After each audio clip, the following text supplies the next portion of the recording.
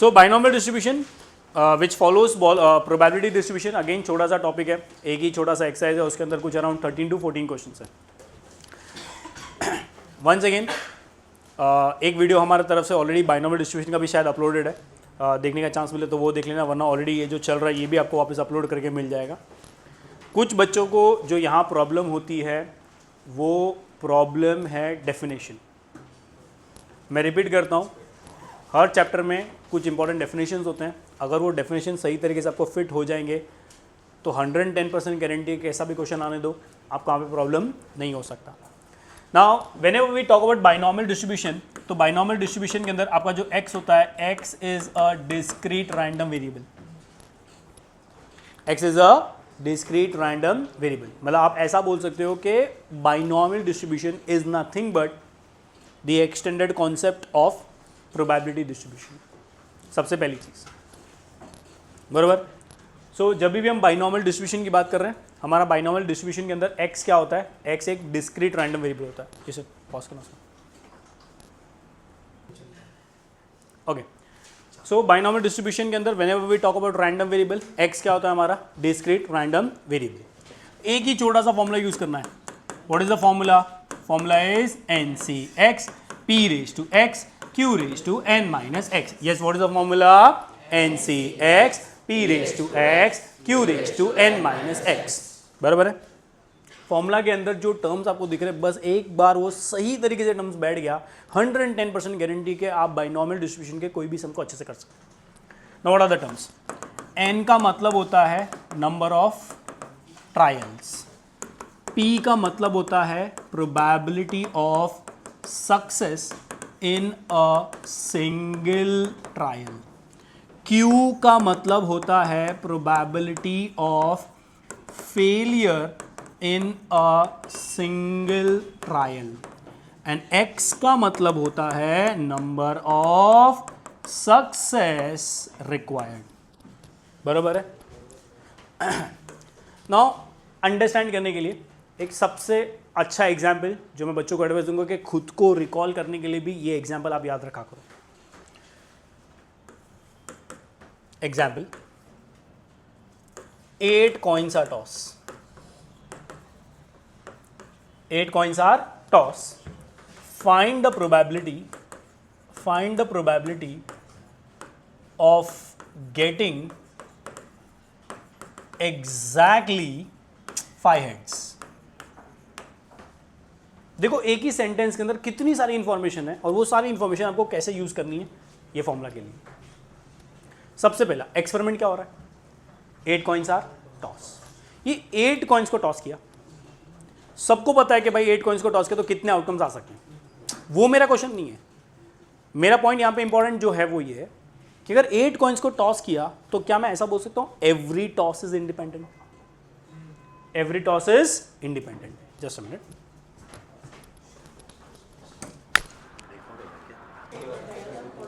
Okay, so example discuss कर रहे हैं, अंडरस्टैंड कर रहे हैं कि भाई एन पी क्यू ये सब क्या होता है. बराबर है. 8 coins को टॉस किया. Now we always know that 8 coins को टॉस किया तो every toss is what always independent. मतलब ऐसा थोड़ी होता है कि एक कॉइन जो फर्स्ट कॉइन है, अरे फर्स्ट कॉइन पे हेड आया मतलब सेकंड पे भी हेड आना चाहिए, ऐसा कहीं पे कंपलसरी होता है क्या? नहीं. तो जब हम 8 coins are toss बोलते हैं तो 8 coins are toss का मतलब all the 8 tosses are independent, मतलब there are total 8 trials. There are total how many trials? 8 trials. 8 independent tosses मतलब 8 trials. अब आ जाते हैं ये इसके ऊपर P और Q के ऊपर. बहुत सारे बच्चों को हमेशा से यही प्रॉब्लम रहा है, एंड प्लीज बिलीव मी ये जो आपका कंफ्यूजन है एकदम सिली कंफ्यूजन है. मतलब ये जो सक्सेस और फेलियर लिखा है ना, ये इवेंट को एक नया नाम दे दिया है. क्या दे दिया? ये इवेंट को एक नया नाम. अभी हम लोग पहले क्या करते थे, इवेंट ए, इवेंट बी, ऐसा सब बोलते थे. अब इवेंट को इसने बोल दिया सक्सेस और इवेंट को बोल दिया फेलियर. सर ऐसा कैसा? सिंपल. ये हम लोग प्रोबेबिलिटी किसका निकालते हैं? इवेंट्स का निकालते हैं ना. तो प्रोबेबिलिटी ऑफ क्या लिखा है? ये प्रोबेबिलिटी ऑफ क्या लिखा है? तो प्रोबेबिलिटी किसका निकालते हैं? इवेंट का. तो सक्सेस और फेलियर का मतलब क्या? सक्सेस और फेलियर का मतलब जो इवेंट मुझे चाहिए उसको मैं बोल रहा हूं, उसको एक नाम दे रहा हूं सक्सेस। तो जो इवेंट मुझे नहीं चाहिए उसको मैंने एक नाम दे दिया फेलियर। अब मैंने क्या किया वहां पे, what is the experiment, 8 coins are toss. ये एवरीबडी नोज कि कॉइन को टॉस किया तो क्या होगा, या तो हेड मिलेगा या तो tails. Please tell me what are we interested, we are interested in getting 5 heads. Heads मिला तो सक्सेस, मतलब हेड मिला तो मुझे खुशी होगी ना, मतलब हेड मिला मतलब मैं ऐसा बोलूंगा कि मुझे सक्सेस मिला। तो सक्सेस का मीनिंग यहां पे क्या हो गया, गेटिंग अ हेड, यहां पे मीनिंग हो जाएगा सक्सेस। तो यहां पे पी क्या बन जाएगा, पी बन जाएगा probability of getting head on a single toss. कितने टॉसेस हो रहे थे, 8। मुझे क्या लिखना है, प्रोबेबिलिटी, बट प्रोबेबिलिटी ऑन क्या, single trial, single toss. So obviously बात है, एक कॉइन को टॉस किया उस पे हेड का चांस कितना होगा, हाफ। जो हमारा क्यू होता है, क्यू हमेशा क्या होता है, कॉम्प्लीमेंट होता है, मतलब 1 माइनस पी होता है, तो 1 माइनस हाफ, ये क्या हो जाएगा, हाफ हो जाएगा। एन मिल गया, पी मिल गया, क्यू मिल गया। अब क्वेश्चन में पूछा क्या था भाई, हेड्स चाहिए, कितने हेड्स, कितना सक्सेस चाहिए, 5। So x is equal to 5, तो probability of x equal to 5 मुझे यहाँ पे फाइंड करना है। क्या फाइंड करना है, probability of x equal to 5। अब समझ में आ रहा है कि सक्सेस क्या होता है, फेलियर क्या होता है। तो सक्सेस एंड फेलियर, जो इवेंट्स हो रहे हैं ना, बस उसको एक नाम दे दिया। जो इवेंट मुझे चाहिए उसको मैंने नाम दे दिया सक्सेस, जो इवेंट मुझे नहीं चाहिए उसको मैंने नाम दे दिया फेलियर। सही है यहाँ तक एवरीबडी। सो अभी इसके बाद इसमें और क्या पूछा जा सकता है, इसमें आपको मीन पूछा जा सकता है, और इसके अंदर आपको क्या पूछा जा सकता है, वेरिएंस पूछा जा सकता है। एंड अगेन मजे की बात, अरे बहुत ही सिंपल फॉर्मूलेज है इसके। व्हाट इज द मीन का फॉर्मूला, n इंटू पी, एंड व्हाट इज वेरिएंस का फॉर्मूला, n इंटू पी इंटू क्यू, बराबर है। एंड लास्ट में अगर किसी ने स्टैंडर्ड डेविएशन पूछा तो क्या लिखेंगे उसको, standard deviation is square root of n p q। सही है यहाँ तक, एनी प्रॉब्लम्स, बराबर। तो इसी के साथ एक्चुअली हमारा बाइनॉमियल डिस्ट्रीब्यूशन भी कंप्लीट होता है, ठीक है। So moving on to the final chapter from my side is your linear programming, that is your LPP। नहीं, एकदम कट शॉर्ट में बहुत ही इजीली ये डिस्कशन खत्म होता है हमारा, कोई भी प्रॉब्लम नहीं है। So whenever we talk about linear programming, I think अभी बच्चे लोगों को काफ़ी अच्छा आइडिया है। यहाँ पे 2 टाइप के क्वेश्चन आते हैं। कैसे क्वेश्चन आते हैं, 2 टाइप। एक आएगा डायरेक्ट क्वेश्चन। डायरेक्ट क्वेश्चन का मतलब z गिवन होगा, क्वेश्चन में बोला रहेगा या तो मिनिमाइज करो या तो क्या करो, मैक्सिमाइज करो। फिर क्या होगा, लीनियर इनइक्वालिटीज दिया होगा, यस और नो। फिर बोलेंगे x पॉजिटिव y पॉजिटिव। तो अगर एक डायरेक्ट क्वेश्चन दिया है और आपको किसी ने बोल दिया कि सोल्यूशन फाइंड करो, क्या फाइंड करो, सोल्यूशन, तो पहले क्या करेंगे, जो भी गिवन क्वेश्चन है उसके लिए एक टेबल बनाएंगे। टेबल के अंदर first column linear inequations, second column equations, third column coordinates. जो सारे कोऑर्डिनेट्स हमने फाइंड किए उसको प्लॉट करना है, ग्राफ बनाना है। ग्राफ बनाने के बाद जो भी हमारी इनइक्वालिटीज़ है उसके रीजन मार्क करके दिखाने हैं। जो कॉमन रीजन होगा वो हमारा रिक्वायर्ड फिजिबल सोल्यूशन होगा। रिक्वायर्ड फिजिबल सोल्यूशन आने के बाद क्या करना है अपने को, कॉर्नर पॉइंट मेथड यूज करना है। क्या यूज करना है, कॉर्नर पॉइंट मेथड। याद आ रहे हैं स्टेप्स क्या होते हैं। स्टेप 1, जो भी गिवन क्वेश्चन है उसके लिए टेबल बनाना है। टेबल बनाना है, इक्वेशंस लिखने हैं, कोऑर्डिनेट्स लिखने हैं, फिर उसका ग्राफ बनाना है। That is the step 2। Step 2 होने के बाद सारे कॉर्नर पॉइंट्स आपको पहले फाइंड करने पड़ेंगे। स्टेप 2 होने के बाद सारे क्या फाइंड करने पड़ेंगे, कॉर्नर पॉइंट्स। मतलब अगर कुछ कॉर्नर पॉइंट्स इजीली अवेलेबल नहीं है तो उसकी वर्किंग आपको शो करनी पड़ेगी साइमल्टेनियस सॉल्विंग करके। सारे कॉर्नर पॉइंट्स मिलने के बाद your step 4 will become the corner point table. Corner point table हमने निकाला, कोऑर्डिनेट्स लिखे, कॉर्नर पॉइंट्स लिखे, z की वैल्यूज़ लिखी। z मिनिमम पूछा है तो जो मिनिमम वैल्यू रहेगा उसको बॉक्स कर देना है, और अगर मैक्सिमम वैल्यू पूछा है तो उसको बॉक्स कर देना है। तो whatever X and Y के लिए आपको मैक्सिमम आ रहा है या whatever X and Y के लिए आपको मिनिमम आ रहा है, वो आपको टेबल के नीचे लास्ट में लिखना पड़ेगा. So and so X and Y के लिए we are having the optimal solution. आ रही बात समझ में? What is this? This is your direct question, सब कुछ दिया directly. Second type of question is your word problem. अब बहुत बच्चे मतलब एकदम फालतू में इसमें पागल होते रहते हैं, एकदम सच्ची. मतलब आई डोंट नो अभी आप ये लॉजिक क्यों नहीं कर पा रहे, बट ठीक है, एकदम सिंपल हिंट आपको दे देते हैं सो दैट आप यहाँ पे समझ सको कि भाई वर्ड प्रॉब्लम है तो उसको आपको लीनियर प्रोग्रामिंग में कैसे कन्वर्ट करना है. अभी ऑब्वियसली बात है, वर्ड प्रॉब्लम है, मतलब वर्ड प्रॉब्लम में कुछ ना कुछ किसी ना किसी को क्या करना पड़ेगा, अपने को x लेना पड़ेगा और क्या करना पड़ेगा, y लेना पड़ेगा. तो ये x एंड y किसको लेते हैं, बच्चों को, यही सबसे बड़ी प्रॉब्लम है. करेक्ट. सबसे सिंपल हिंट, जो भी क्वेश्चन में गिवन होगा, ध्यान रखना, जो भी वर्ड प्रॉब्लम यहां पे आपको गिवन होगा उसके अंदर आपका जो x एंड y है, वो x एंड y हमेशा क्वांटिटी टू बी प्रोड्यूस्ड होगा. मतलब x एंड y हमेशा क्या बताने वाला है, quantity.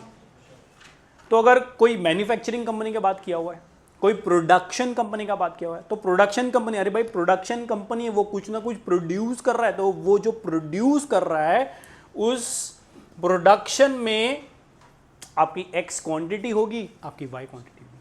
So x and y आपको हमेशा क्वांटिटी टू बी प्रोड्यूस होगा, या फिर क्वांटिटी टू बी मैन्युफैक्चर्ड होगा, या फिर क्वांटिटी टू बी परचेज्ड होगा, एंड सो ऑन. सो पूरे एलपीपी के अंदर आपके पास जो x एंड y होने वाले हैं वो हमेशा कुछ ना कुछ क्वांटिटी होंगे. क्या होंगे? क्वांटिटी. तो x and y will be nothing but the quantity to be produced. X and y will be nothing but the quantity to be manufactured. X and y will be nothing but the quantity to be purchased. या फिर आप ऐसा बोल सकते हो x and y can be the number of the magazines to be printed. अगर बच्चों ने क्वेश्चंस पढ़े होंगे तो आपको ध्यान में होगा कि एक क्वेश्चन में मैगजीन वाला है, एक क्वेश्चन में फर्टिलाइजर वाला है, एक क्वेश्चन में केमिकल वाला है. सारे टेक्स्ट बुक के इजी क्वेश्चन आप एक बार सिर्फ गो थ्रू करोगे, आपको हिंट समझ में आ जाएगा भाई एक्स एंड वाई हर क्वेश्चन में मेरे पास क्वांटिटी ही है.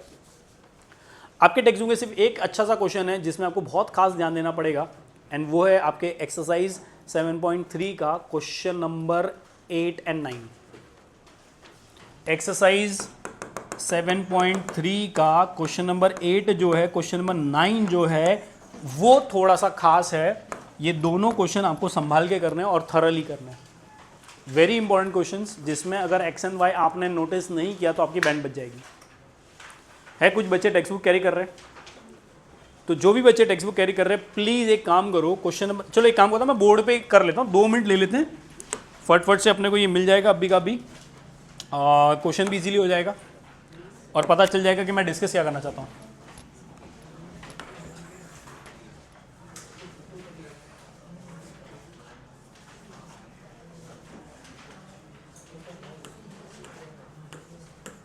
ये देखो, ये रहा direct questions, 7.4 direct questions.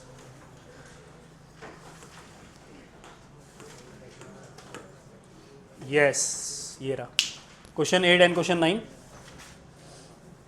Definitely सिर्फ क्वेश्चन 8 रीड कर लो, और जो भी बच्चे इसको रीड कर पा रहे हैं सिर्फ मुझे ये बता दो कि यहाँ पे x क्या होना चाहिए, यहाँ पे y क्या होना चाहिए. Very important question. This is the only question जहाँ पे जो मैंने हिंट लिखा था वो काम नहीं करेगा. बच्चों को रीड करना, मुझे बताना यहाँ पे x क्या होगा, यहाँ पे y क्या होगा.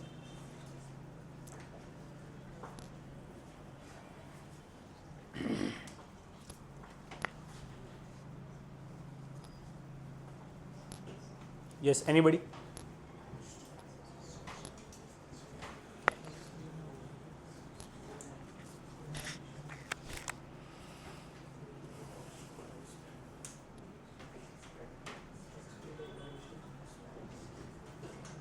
एग्जैक्टली देखो, अभी तक मैंने हिंट क्या दिया था, हिंट क्या था, एक्स एंड वाई हमेशा क्या होने वाला है, quantity. Quantity to be produce, quantity to be manufacture, quantity to be purchase. But यहाँ पे ये जो जॉन है ये कुछ बना रहा है क्या, ये कुछ मैन्युफैक्चर कर रहा है क्या, कि कुछ प्रोड्यूस कर रहा है क्या? अरे भाई ये तो ट्रैवलर है, ये ट्रैवल कर रहा है। तो अभी सोचो ये ट्रैवल कर रहा है, तो ट्रैवल करेगा तो ये क्या करने वाला है? कुछ डिस्टेंस कवर करने वाला है। तो मेरे लिए यहां पे अननोन क्या है कि वो कितना डिस्टेंस कवर कर रहा है। तो अभी इसमें एक्स एंड वाई क्या कर रहा है? फिर आप देख रहे हो क्वेश्चन में इंफॉर्मेशन लिखा है उसने कि ये बंदा क्या कर रहा है, दो अलग अलग स्पीड पे ट्रैवल करने वाला है। एक तो 60 की स्पीड पे जाएगा और एक 90 की स्पीड पे जाएगा।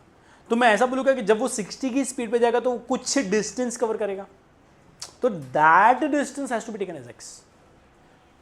जब वो 90 की स्पीड में जाएगा, ये तो जब वो 90 की स्पीड में जा रहा है तो जरूरी का वो सेम डिस्टेंस कवर कर रहा है? नहीं, वो अलग डिस्टेंस कवर करेगा। तो उस डिस्टेंस को अपने को क्या बोलना है? वाई। तो अननोन्स को समझना जरूरी है। तो बाकी सारे के सम्स में आपका वो हिंट काम करेगा डेफिनेटली कि एक्स एंड वाई हमेशा क्वांटिटी है, बट कुछ सम्स अलग आ सकते हैं। तो आपको थोड़ा सा अभी उसमें मेहनत करना पड़ेगा और रियलाइज करना पड़ेगा कि भाई एक्स एंड वाई क्या होता है, हमारे अननोन्स होते हैं। तो क्वेश्चन में जो वैल्यू नहीं दिख रही मुझे, जो वेरिएबल है वही मुझे समझना है। So X will be the distance travelled by John at speed of 60 and then Y will be the distance travelled by John at speed of 90। सही है बात, समझ में आ रही है?